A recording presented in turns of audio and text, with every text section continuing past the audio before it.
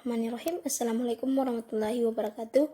Perkenalkan, nama saya Yusna Ismail, NIM 45220056 dari kelas 1C 4 Administrasi Bisnis Politeknik Negeri Ujung Pandang.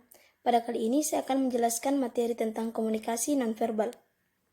Komunikasi nonverbal dalam pandangan Mark L. Knapp adalah semua peristiwa komunikasi di luar kata-kata terucap dan tertulis. Dengan kata lain, komunikasi nonverbal adalah komunikasi yang menggunakan pesan di luar kata-kata baik dari ucapan ataupun tulisan.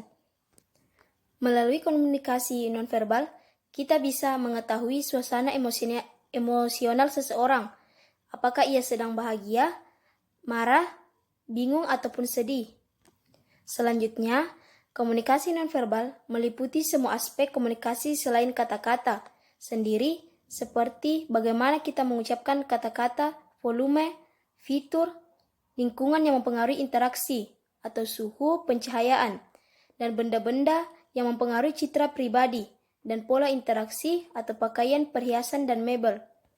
Sebuah studi yang dilakukan Albert Mehrabian 1971 yang menyimpulkan bahwa tingkat kepercayaan dari pembicaraan orang hanya 70% berasal dari bahasa verbal, 38% dari vokal suara, dan 55% dari ekspresi muka.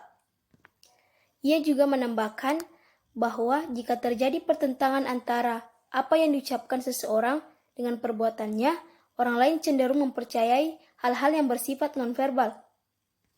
Selanjutnya, apakah kalian tahu jenis komunikasi nonverbal?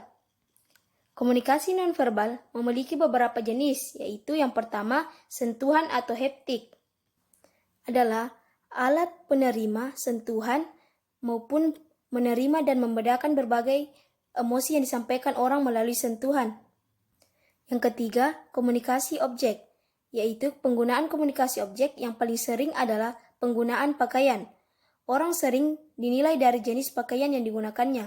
Yang ketiga, kronemik. Kronemik merupakan bagian komunikasi nonverbal yang dilakukan ketika menggunakan waktu. Yang keempat, gerak tubuh atau kinestetik, yaitu gerak tubuh biasanya digunakan untuk mengganti suatu kata atau frasa. Yang kelima, lingkungan. Lingkungan juga dapat digunakan untuk menyampaikan pesan-pesan tertentu. Di antaranya adalah penggunaan ruang, jarak, temperatur, penerangan, dan warna. Yang terakhir, vokalik.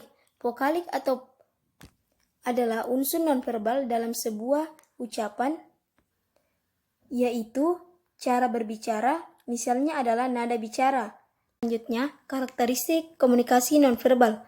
Komunikasi nonverbal memiliki karakteristik yang bersifat universal, diantaranya yang pertama, komunikatif, yaitu perilaku yang disengaja atau tidak disengaja untuk mengomunikasikan sesuatu, sehingga pesan yang ada bisa diterima secara sadar. Yang kedua, kesamaan perilaku. Secara umum, bisa dilihat pada gerak tangan, cara duduk, berdiri, suara, pola bicara, dan cara diam. Yang ketiga, arti faktual, yaitu komunikasi nonverbal bisa juga dalam bentuk karakter, seperti cara berpakaian, tata rias wajah, alat tulis, mobil, dan rumah. Yang keempat, konseptual, yaitu bahasa nonverbal terjadi dalam suatu konteks, membantu dari setiap perilaku nonverbal, misalnya memukul meja saat pidato akan berbeda makna. Selanjutnya yang kelima, paket, yaitu bahasa nonverbal merupakan sebuah paket dalam satu kesatuan. Paket nonverbal jika semua bagian tubuh bekerja sama untuk komunikasi makna tertentu. Selanjutnya yang keenam, dapat dipercaya. Pada umumnya, kita cepat percaya perilaku nonverbal. Verbal dan nonverbal haruslah konsisten. Ketidakkonsistenan akan tampak pada bahasa nonverbal yang akan mudah diketahui orang lain. Misalnya, seorang pembohong. Yang terakhir, dikendalikan oleh aturan.